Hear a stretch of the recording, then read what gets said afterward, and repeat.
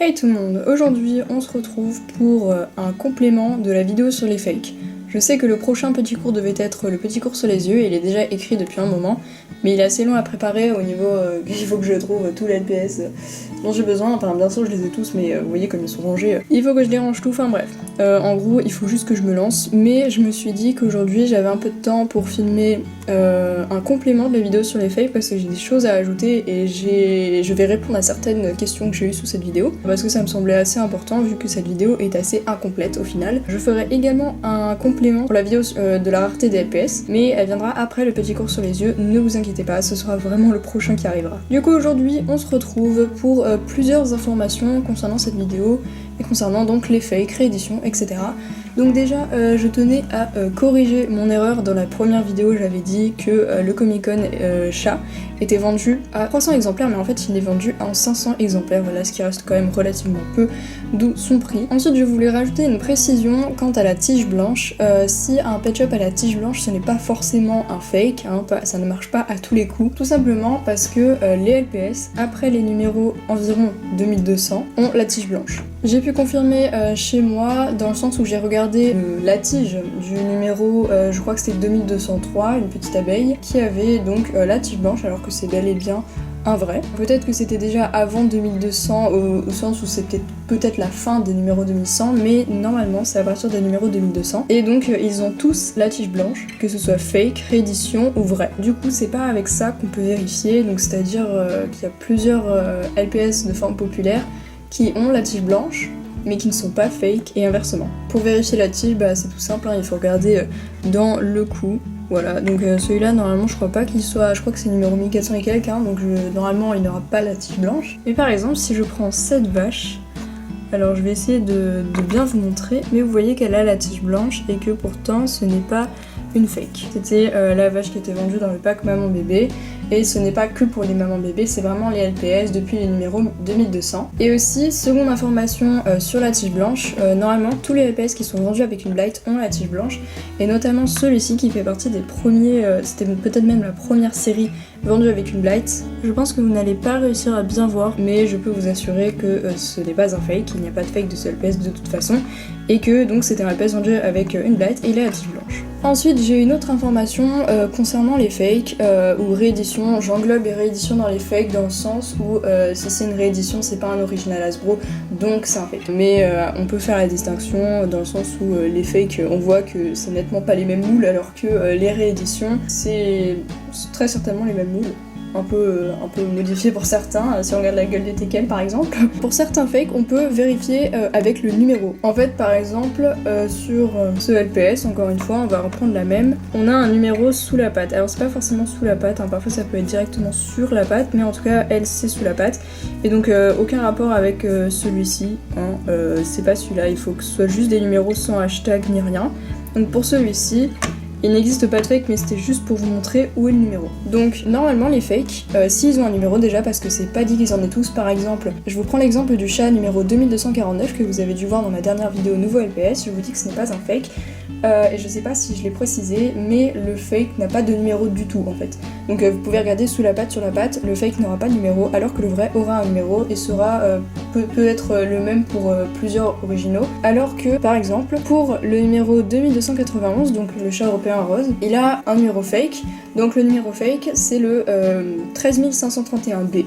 Donc là il y a une lettre, il n'y a pas tout une lettre, mais en tout cas pour ce chat c'est ça le numéro fake. Vous verrez que si vous regardez sur eBay, tous les chats de ce numéro que vous trouverez, et vous regardez sous la patte parce que pour celui-ci le numéro est sous la patte, vous cherchez parce que parfois il n'y a pas toujours les photos, mais quand il y a une photo sous la patte vous verrez que c'est ce numéro quand ça vient d'Asie surtout. C'est un fake parce qu'il y a aussi des gens qui vendent à 30 € des fakes, hein, donc il faut pas se leurrer, il faut vraiment vérifier avec ce numéro. Si le numéro est différent, normalement il ne s'agit pas d'un fake. Et c'est comme ça pour plusieurs LPS, c'est un moyen efficace souvent pour vérifier les LPS qui ont toujours la tige blanche, donc après les numéros 2200, parce que c'est assez compliqué du coup si on peut plus se référer à la tige, de voir si c'est un fake ou pas, parce qu'il y a des fakes très réalistes, hein, je pense que vous avez remarqué. Voilà pour l'histoire de numéros, j'espère que c'est clair, je vous ai donné deux exemples, mais après vous regardez par vous-même, vous cherchez le numéro d'un LPS, surtout d'une forme populaire, chez européen, Tekken, danois, etc. Vous cherchez le numéro, si c'est après 2200, normalement il aura un numéro sur lui, et vous regardez les fakes, vous regardez le numéro qu'il y a dessus, et ensuite vous cherchez une annonce avec un vrai LPS,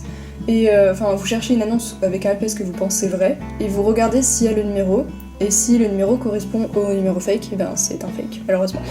Donc voilà, normalement ça se passe comme ça, après je ne suis sûre de rien, j'ai pas essayé avec tous, mais généralement ça marche, voilà. Il y a aussi d'autres sortes de fakes, par exemple je donne l'exemple du numéro 272, c'est le collet, il est très rare, enfin il est très rare en authentique, hein, très difficile à avoir, et pour être sûr qu'il soit authentique, lui c'est simple, il faut juste regarder s'il a un aimant rouge.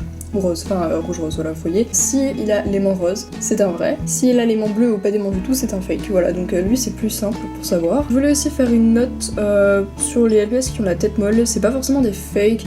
Alors faut vérifier si c'est pas juste dû à la chaleur, parce qu'un LPS qui est resté trop longtemps au chaud ou au soleil, il aura la tête molle, hein, parce qu'il va ramollir, parce que la tête n'est pas en plastique dur, contrairement au corps, vous voyez que le corps c'est très dur, on peut pas l'aplatir, alors que la tête on peut légèrement, bon là j'arrive pas parce qu'il n'est pas resté au soleil, mais après ça dépend hein, des LPS, il y en a qui ont la tête plus molle, mais normalement elle ne l'est pas. Et si c'est pas dû à la chaleur, il y a de très fortes chances que la tête molle signifie qu'il est fake. Mais après je pense pas que ce soit vraiment un argument en béton.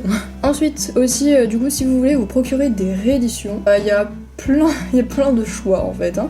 Essayez juste de pas vous faire avoir, payez pas 15 balles pour une réédition, ça sert à rien. Il y en a qui sont bien moins chers. Donc vous pouvez en trouver sur eBay Asia, sur Wish et sur AliExpress principalement. Mais maintenant il commence à y en avoir vraiment beaucoup sur Le Bon Coin et même sur eBay français ou anglais. Enfin bref, sur tous les eBay en fait, sur tous les sites maintenant vous trouvez des fakes ou des rééditions. Donc il faut vraiment être vigilant si vous n'en voulez pas, et si vous en voulez, du coup c'est bien pour vous. Il faut même faire attention en brocante hein, parce que comme il commence un peu à dater maintenant, les gens qui vendent des LPS en brocante, ils peuvent avoir commandé des LPS sur internet, et donc des fakes. Et vérifiez si vous voyez que c'est vraiment pas cher pour une forme populaire, alors que normalement c'est pas du tout les prix du marché ou quoi, ça se peut que ce soit un vrai, mais si vous avez un doute quand même, n'achetez pas, parce que il y en a, ils sont pas chers, et souvent quand c'est vraiment pas cher, genre 2-3 euros, on se dit que c'est pas normal quoi, donc il y a un truc derrière, donc souvent c'est fake. Donc ensuite, je voulais répondre à certaines questions qu'on m'avait posées, je crois qu'il y en a 3. Donc déjà je vais commencer par répondre à Manon LOL, qui demande un jour sur eBay j'ai acheté un danois mais il avait pas écrit LPS dessus, et je l'ai re en brocante avec LPS écrit dessus, comment ça se fait? Alors tout simplement, déjà les anciens LPS, donc avant les numéros 1000 environ, hein, c'est pas un truc exact, mais normalement à partir à peu près des numéros 1000, 1100, voilà, ils ont commencé à avoir le logo. Donc celui-là par exemple, il a le logo. Et normalement du coup tous les LPS qui sont venus après avaient le logo. Donc par exemple ce LPS qui n'est pas un fake au passage, donc j'en suis très fière, c'est le numéro 244 et il a pas de logo parce que il est trop ancien pour en avoir un. Si ton LPS n'avait pas de logo, en fait il y a plusieurs possibilités. Donc déjà parfois il y a des gens qui souhaitent l'enlever, en fait ils trouvent ça moche, alors du coup ils l'enlèvent dissolvant, voilà, ça peut être une raison hein, parce que je sais qu'il y a des gens qui font ça. Et c'est pas forcément mal, mais du coup le LPS n'est plus vraiment en bon état si on peut dire. Ça peut aussi être un défaut de fabrication, tout simplement. Ce sont des choses qui arrivent aussi. Ou sinon, je pense que c'est sûrement ce qui s'est passé. C'est un LPS qui a dû être produit au départ avant. En fait ça dépend du LPS, hein, il faut que tu me dises quel danois c'est. S'il a été produit avant les numéros 1000 par exemple, il n'avait pas de logo, mais si par exemple ils en ont produit d'autres quand le logo est arrivé justement, ils ont peut-être rajouté le logo après en fait. Voilà, c'est quelque chose qui est possible. Il y a eu la même histoire avec les aimants. Du coup, je vais y venir avec la question de c'est qu'un LPS, qui demande c'est quoi la différence entre les aimants bleus et les aimants roses. En fait, c'est tout simple. Les aimants rose-rouge, c'était les tout premiers aimants qui sont restés jusqu'au numéro environ 400. Je donne toujours des approximations parce que j'ai pas exactement, enfin je vois à peu près, mais voilà, normalement c'est à peu près vers le numéro 400. Ils avaient tous ces aimants rose-rouge, donc c'était des gros aimants. Hein. Par exemple, ce LPS, il a un gros aimant rose, voilà. Et ensuite, il y a eu les aimants bleus qui sont venus à partir des numéros environ 400, et on le voit avec ce LPS. Voilà, j'ai pris une variante, hein, j'avais envie, c'est juste pour montrer que du coup celui-là est sorti avant celui-là. Voilà. Et puis ensuite, à partir du numéro 969, je crois que c'est vraiment exact, c'est avec le serpent nacré, il y a des trous à partir de celui-là. Ils ont enlevé les aimants parce que c'était dangereux pour les enfants. Comme dit dans la première vidéo, les aimants pouvaient se détacher parfois quand c'était mal fait ou quoi. Et du coup, les enfants ils pouvaient l'ingérer et du coup c'était pas très bon pour la santé quoi. Et donc, du coup ça me fait revenir sur un sujet que j'avais déjà abordé dans la vidéo en fait, dans le sens où certains LPS ont l'aimant rouge et d'autres ont l'aimant bleu alors qu'il s'agit du même LPS. C'est juste que en fait il a été produit après le changement d'aimant, c'est tout. Et donc on vient à la dernière question de Dreamhorse LPS. Moi j'ai un chat, un Magic Motion, il a 2 aimants métalliques, est-ce que c'est un fake? Alors non, ce n'est pas un fake, tout simplement. Les Magic Motion, ils ont toujours plusieurs aimants en fait. Comme celui-là par exemple, il en a 3. Mais c'est pas un fake, donc c'est un Magic Motion parce qu'en fait normalement ils sont vendus avec des sortes de sets, avec des sortes de petits enclos. Et il y a un biberon et en fait du coup quand vous voyez il a la langue qui sort voilà pour le biberon.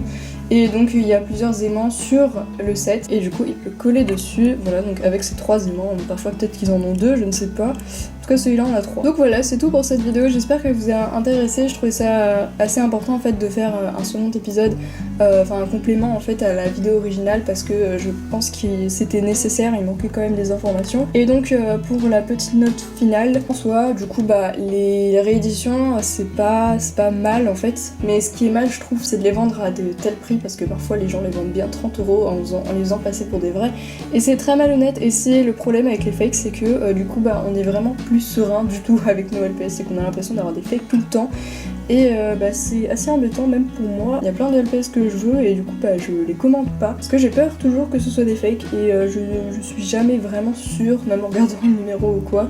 J'ai toujours des doutes, donc on devient vite parano avec ça. Mais c'est bien pour ceux qui veulent pas payer une blinde dans des LPS, du coup pour compléter un peu leur collection personnelle. Donc c'est tout, j'espère que ce complément vous a plu et le prochain cours du coup ce sera le cours sur les yeux. J'espère que vous avez hâte et puis on se retrouve bientôt. Bisous!